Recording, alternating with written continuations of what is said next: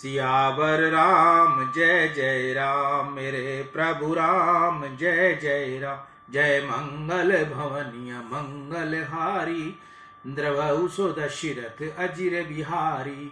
दीन दयाल विरुद्ध संहारी, हरहु नाथ मम संकट भारी।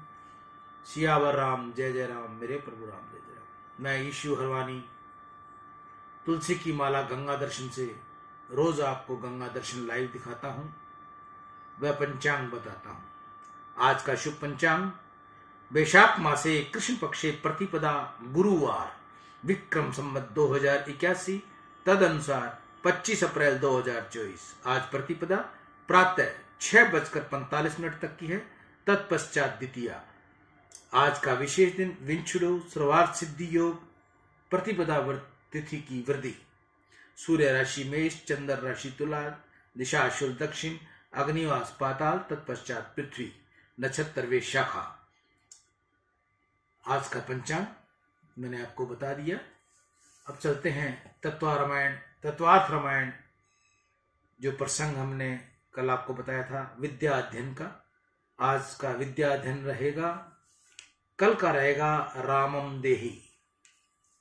सियावर राम जय जय राम, मेरे प्रभु राम जय जय राम। जय मंगल भवन अमंगल हारी, द्रवहु सो दशरथ अजर बिहारी। दीन दयाल वृद्ध संहारी, हरहु नाथ मम संकट भारी। गुरु वशिष्ठ के 4 भाइयों का उपनयन संस्कार किया। रघुनाथ जी भाइयों के साथ वशिष्ठ गुरु के घर विद्या अध्ययन के लिए जाने लगे। प्राचीन काल में ऐसी मर्यादा था कि बड़े राजा का पुत्र हो, उसको भी पढ़ाने के लिए कोई गुरु राजमहल में नहीं जाता था। राजकुमार गुरु के आश्रम में जाकर ही वेद शास्त्र का अध्ययन करता था। आजकल तो मास्टर लड़कों को पढ़ाने के लिए घर चले जाते हैं। मास्टर घर में पढ़ाने आए तो लड़का ऐसा समझता है कि मेरे बाप ने ये एक नौकर रखा है। मास्टर में कोई श्रद्धा होती नहीं। अरे ये तो ज्ञान दान करने वाले गुरु हैं, गुरुदेव का ऋण अनंत है, सदगुरु की कृपा से ही ज्ञान सफल होता है। श्री राम पढ़ने के लिए वशिष्ठ के आश्रम में जाते थे। श्री राम परमात्मा है, परंतु इस संसार में आने के बाद राम जी भी गुरुदेव की आवश्यकता पड़ती है। यह संसार ऐसा मायामय है कि इसमें जो कोई आता है उसे थोड़ी माया तो व्यापत होती ही है। कोयले की खान में कोई उतरे और चढ़ बढ़कर बातें करे कि मैं बहुत चतुर हूं, सावधान रहना कि जिससे तुम तनिक सा भी काला धब्बा न लगे। क्या ये साक्य है? अरे जो कोयले की खान में उतरा है उसे तो धब्बा लगना ही है। यह संसार माया में है। इस माया में संसार में जो कोई आया उसे कुछ तो माया व्याप्ति ही है। संसार में आया है, उसको माया के संसर्ग में आना ही पड़ता है। माया बिना कोई काम होता नहीं, अग्नि के बिना रसोई बनती नहीं। अग्नि उपयोगी है, परंतु मनुष्य उसके साथ विवेक से प्रेम करता है। अग्नि को कोई हाथ में लेता नहीं, चिमटे से उठाता है। माया को पकड़ना होता है, परंतु उसे अग्नि की तरह पकड़ना चाहिए। उसे विवेक रूपी संडासी से पकड़ो। संसार में माया का उपयोग भले ही करो, परंतु माया के गुलाम मत बनो, माया के अधीन मत बनो। जो माया के अधीन होता है उसे माया मारती है। अनादि काल से माया का और जीव का द्वंद्व युद्ध निरंतर चलता आ रहा है। माया जीव को इस जगत में विषयों में फंसाए रखती है। माया जीव को फंसाती है, माया फुसलाती है। और स्त्री में सुख है, पैसे में सुख है। जीव जहां जाता है वहीं माया साथ जाती है। जीव माया से मिल जाता है। माया जीव को ईश्वर के पास जाने देती नहीं। और ईश्वर के पीछे पड़ता है वह माया को दूर कर सकता है। माया अति दुरुस्त है। जिसको माया से तरने की इच्छा हो उसे प्रत्येक इंद्रियों में ब्रह्मचर्य का पालन एवं नियम से एकांत में बैठकर ईश्वर का ध्यान करना चाहिए। माया से तरने की इच्छा हो तो स्वतंत्र नहीं रहना चाहिए, किसी योग गुरु की शरण में जाना चाहिए। किसी संत के चरणों का आश्रय लेना चाहिए, संत की आज्ञा में रहना चाहिए, संत की आज्ञा अनुसार साधन करना चाहिए। माया से बचना हो तो सदगुरु की शरण में जाना अत्यंत आवश्यक है। माया दीपक नर पतंग भरी, भ्रमिव ये पड़तल, कहे कबीर गुर ज्ञान ते, एक आद उबरंत। श्री रामचंद्र जी तो परमात्मा है, माया रहित शुद्ध ब्रह्म है। राम जी जगत को ज्ञान देते हैं, मैं ईश्वर हूं पर उस पर भी मुझे सदगुरु की आवश्यकता पड़ती है। आजकल तो बहुत से लोग आराम कुर्सी पर पड़े पड़े पुस्तक पढ़कर ही ज्ञानी हो जाते हैं और व्याख्यान भी अच्छा करते हैं। पुस्तकों को पढ़कर मिला हुआ ज्ञान तुमको कदाचित 2 पैसा प्राप्त करा दे, प्रतिष्ठा दिलवा दे, परंतु अंदर की शांति दिलाएगा नहीं। पुस्तक पढ़कर मिला हुआ ज्ञान भूल जाता है। 6-8 महीने कोई न पढ़े तो धीरे धीरे उसको भूलने लग जाता है। पुस्तक से मिला हुआ ज्ञान पुस्तक में ही रह जाता है, मस्तक में आता नहीं, और आ भी जाए तो ठहरता नहीं। परमात्मा की कृपा से जिसको ज्ञान मिला है वह ज्ञान भूलता नहीं। जिसको सतगुरु का आशीर्वाद मिला है, जिसने सतगुरु की सेवा की है, उसका ज्ञान स्थायी होता है। गुरुदेव के आशीर्वाद से ज्ञान में स्थिरता आती है। ज्ञान मिलना बहुत कठिन नहीं है आपुति, ज्ञान स्थिर रहना बहुत कठिन है। मनुष्य मूर्ख नहीं, परंतु मनुष्य का ज्ञान स्थिर रहता ही नहीं। परमात्मा जिसको ज्ञान देते हैं उसी का ज्ञान स्थिर रहता है। परमात्मा को जिस पर दया आई उसी को विश्व में वैराग्य दिखता है, उसी को संसार में सुख तुच्छ लगने लगता है। संसार सुख में मन से घृणा आए तो मानना चाहिए कि परमात्मा ने कृपा की है। पूर्ण संयम के बिना ज्ञान आता नहीं। पुस्तक पढ़कर शब्द ज्ञान मिलता है, उससे अपमान हो जाता है। सतगुरु कृपा से, ईश्वर कृपा से प्राप्त हुआ ज्ञान विनय, विवेक, सद्गुण और सदाचार लाता है।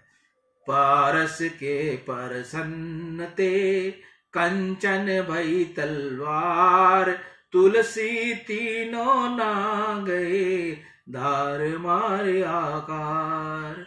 ज्ञान का थोड़ा हाथ ले सतगुर मिला सुनार, तुलसी तीनों मिट गए धार मार आकार। सतगुरु ही संसार सागर में माया मगर से बचाते हैं, अंदर की वृत्तियों का विनाश करते हैं, वासना विकार मिटा देते हैं और संसार सागर से पार करा देते हैं। बहुत वर्षों तक पुस्तक पढ़ते हुए भी जो ज्ञान प्राप्त होता नहीं, वह संत की कृपा से क्षण मात्र में ही हो जाता है। किसी संत महापुरुष की तन मन धन से सेवा करो और संत का हृदय पिघलेगा और अंदर का आशीर्वाद प्राप्त होगा। सेवा से विद्या सफल होती है।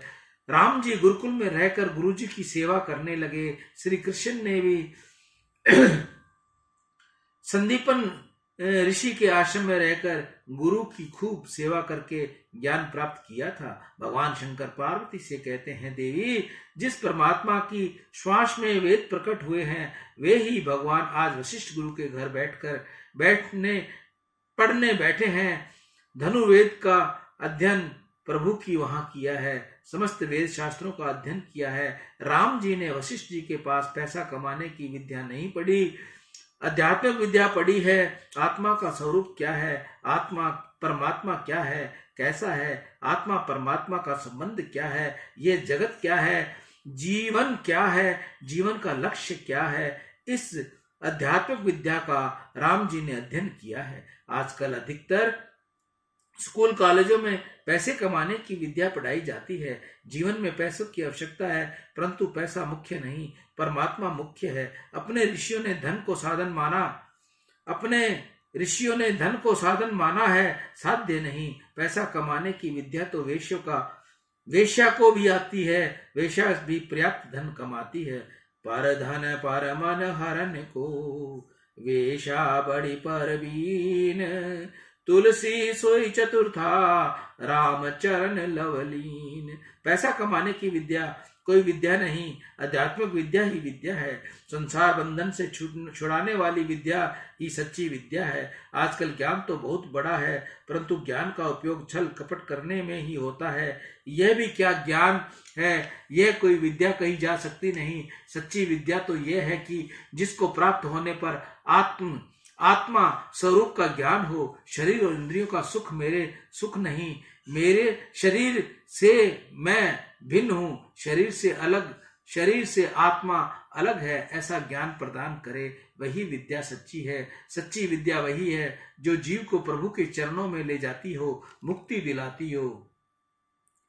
ज्ञान पैसा कमाने के लिए नहीं, प्रतिष्ठा प्राप्त करने के लिए नहीं, अपितु परमात्मा को प्राप्त करने के लिए है। ज्ञान ईश्वर को आराधना करने के लिए है, परमात्मा के साथ एक होने के लिए। ज्ञान का फल पैसा अथवा प्रतिष्ठा नहीं, ज्ञान की उपलब्धि परमात्मा है। परंतु आजकल बड़े बड़े विद्वान पूरे दिन पैसों के पीछे पड़े हैं और रात्रि को भी कामांध बनते हैं। जिसके जीवन में पैसा और काम सुख मुख्य है, उसका जीवन व्यर्थ है। विद्या का उपयोग भोग के लिए करे, वह विद्वान नहीं। विद्या का उपयोग जन्म मरण के चक्कर से छूटने के लिए करें, वह विद्वान है। विद्या के साथ स्वयं का शिक्षण मिले, सदाचार का शिक्षण मिले, तो ही विद्या सफल होती है। प्राचीन काल में ऋषि ब्रह्मचारियों को विद्या के साथ स्वयं सदाचार का शिक्षण देते थे। पढ़ने वाले ऋषि जितेंद्रिय थे, विरक्त थे, इसलिए पढ़ने वाले विद्यार्थियों में भी स्वयं उत्पन्न होता था। स्वयं ही सुख देने वाला है। विद्यार्थी अवस्था में स्वयं की अत्यंत आवश्यकता है। गुरुकुल में रहकर 3 बार संध्या करना, वेद अध्ययन करना, सादा भोजन करना, गुरु की सेवा करना, इस सब प्रकार के सद्गुणों का संग्रह करते हुए स्वयं और सात्विकता विद्यार्थी जीवन में उतारते थे।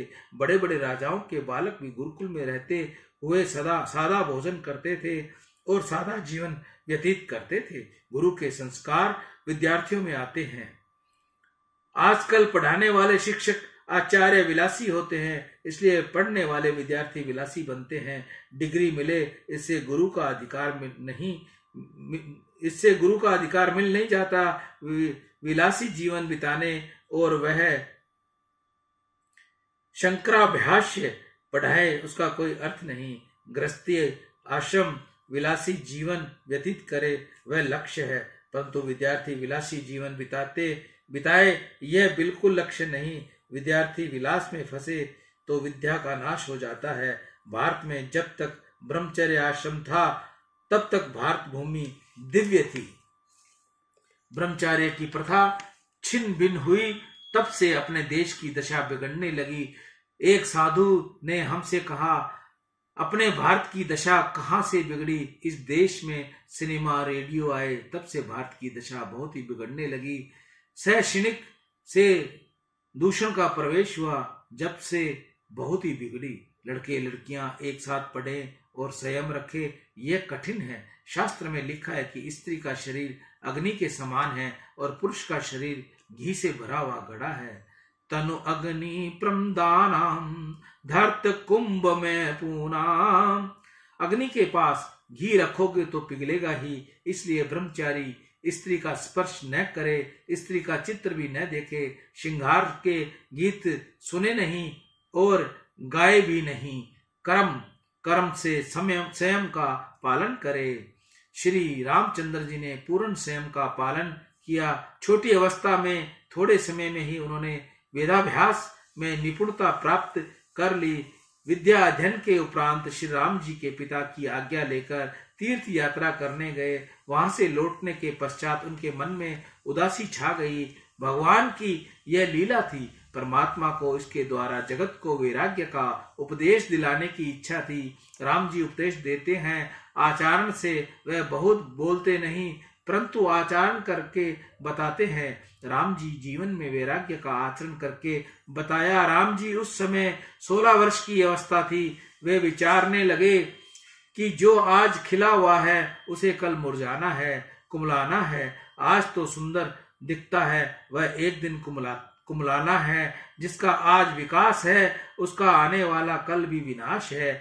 यौवन क्षण भर भंगुर है। वृद्ध अवस्था तो आवश्यक आनी ही है। क्षणिक सुख के लिए मनुष्य पूरे दिन मंथन करे और उसी में जीवन बिगाड़े, ये अज्ञान है। इस जीवन में सच्चा सुख क्या है, सच्चा सुख कहाँ है? इस जगत में जो कुछ भी दिखाई देता है वह सब झूठ है, अनित्य है। ऐसे अनित्य सुख के पीछे जीवन गलानी के समान अज्ञान क्या है? मुझे अब कुछ करना नहीं, मुझे शांति से बैठा रहना है। राम जी में वैराग्य जागृत हुआ। पीछे तो उनको खाना भी अच्छा न लगता, खेलना भी अच्छा न लगता, कोई मिलने आए वह भी अच्छा नहीं लगता, बोलने की भी इच्छा नहीं होने लगी। एकांत में पद्मासन लगाकर बैठ जाते, जहां बैठ जाते वहीं बैठे रहते। सेवक बार बार आकर प्रार्थना करते, याद दिलवाते। तब कहीं स्नान, ध्यान, संध्या पूजन आदि नित्य कर्म करते। शरीर अत्यंत दुर्बल होने लगा। दशरथ महाराज को चिंता हुई, मेरे राम को यह क्या हो गया है? राम अब उदास रहता है, इसको कुछ भी अच्छा नहीं लगता। महाराज ने वशिष्ठ जी से कहा, आप इसको कुछ समझाइए। वशिष्ठ ने राजा के धैर्य रखने को कहा। उसी समय वहां ऋषि विश्वामित्र पधारे। सियावर राम जय जय राम, मेरे प्रभु राम जय जय राम। जय मंगल भवनीय मंगल हारी, द्रवहु सो दशरथ अजिर बिहारी। दीन दयाल विरुद्ध संहारी, हरहु नाथ मम संकट भारी। तत्वार्थ रामायण का विद्या अध्ययन का प्रसंग आज यहीं समाप्त हुआ। कल हम आपको रामम देही का प्रसंग सुनाएंगे। मैं ईशु हरवानी तुलसी की माला गंगा दर्शन से तुलसी की माला बनाता हूँ। गंगा दर्शन रोज लाइव पंचांग आपको सुनाता हूँ। जिस माता बहन को मेरा पंचांग अच्छा लगता हो, गंगा दर्शन देखना अच्छा लगता हो, रामायण सुननी अच्छी लगती हो, मैं उन माता बहनों भाइयों से हाथ जोड़कर विनती करूंगा कि वह मेरा चैनल गंगा दर्शन ईशु GDI को सब्सक्राइब जरूर करें, वह बेल आइकन दबाएं ताकि सबसे पहले आपको गंगा दर्शन व रामायण मिले। गंगा सकल मुद मंगल मूला, सब सुख कर नहीं हर नहीं सब सूला। कही कही कोटि कथा प्रसंगा, राम बिलो कही गंगा तरंगा। सचिव ही अनुज ही प्रिय ही सुनाही, विबुध नदी महिमा दिखाई।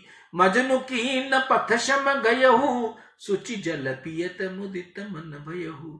जोरी पानी बर मांगू वही, सिया राम पद सहज स्नेही। अर्थ न धर्म न काम रुचि, गति न चहु निर्वाण। जन्म जन्म रति राम पद, यह वरदान आन। सीता राम चरण रति मोरे, अनुदिन बढ़हु अनुग्रह तोरे। बोल गंगा मैया की जय। गंगा गंगा गंगा। आप कोसों दूर, हजारों किलोमीटर दूर घर बैठ के भी गंगा मैया को पुकारोगे तो गंगा मैया आपके सब पाप क्षय करने में समर्थ है। वह आपके सारे पाप क्षय कर देगी। राम